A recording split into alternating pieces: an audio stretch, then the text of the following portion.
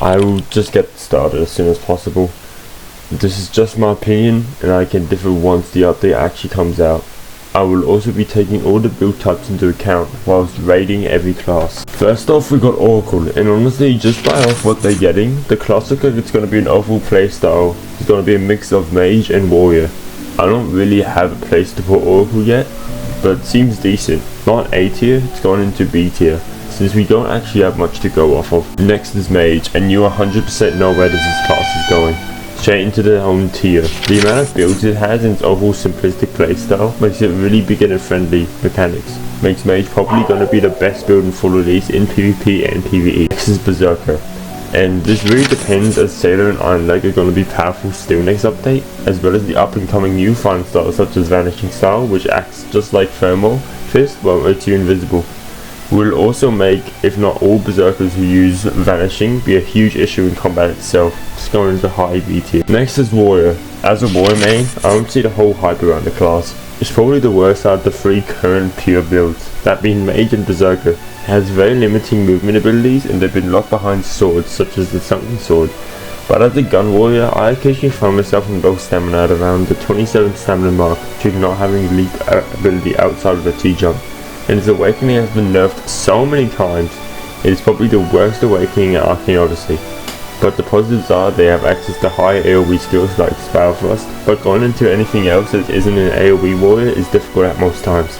This is going into low B tier. Next is Conjurer, which is honestly in full release going to be a better warrior, because it gets access to so many moves warrior can do at the moment, that I feel warrior is going to be overshadowed by Conjurer, as well as the imbuements overall overpowering warrior in terms of damage, with its synergies, getting both new spells and weapon moves.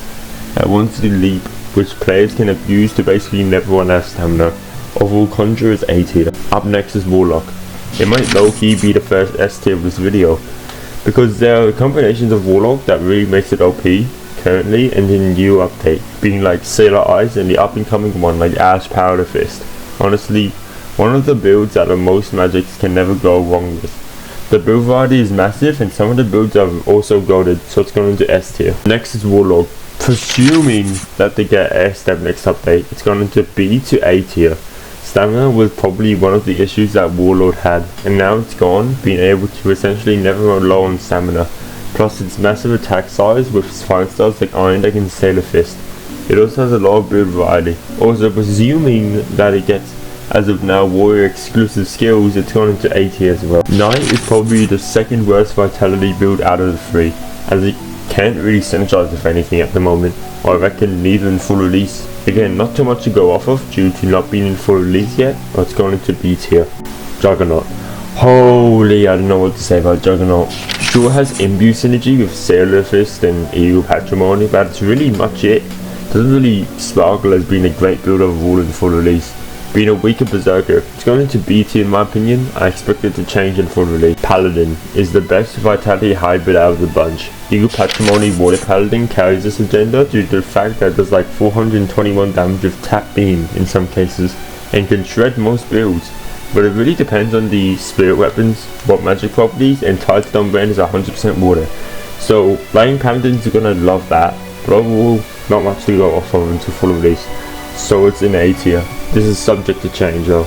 Lastly is the build I was longing for major glow up, which is Savant. And honestly, they deserve the awakening buff, being able to imbue anything into anything, making it exactly like a Warlord, Warlock, Conjurer, Paladin, etc hybrid beast. Next update, it will be able to have so many synergies it's not funny. It's going to S tier. That concludes my video. I hope you enjoy. Full release should be wrapping up in October, so excited for that. But for that, yeah, that's all. Goodbye.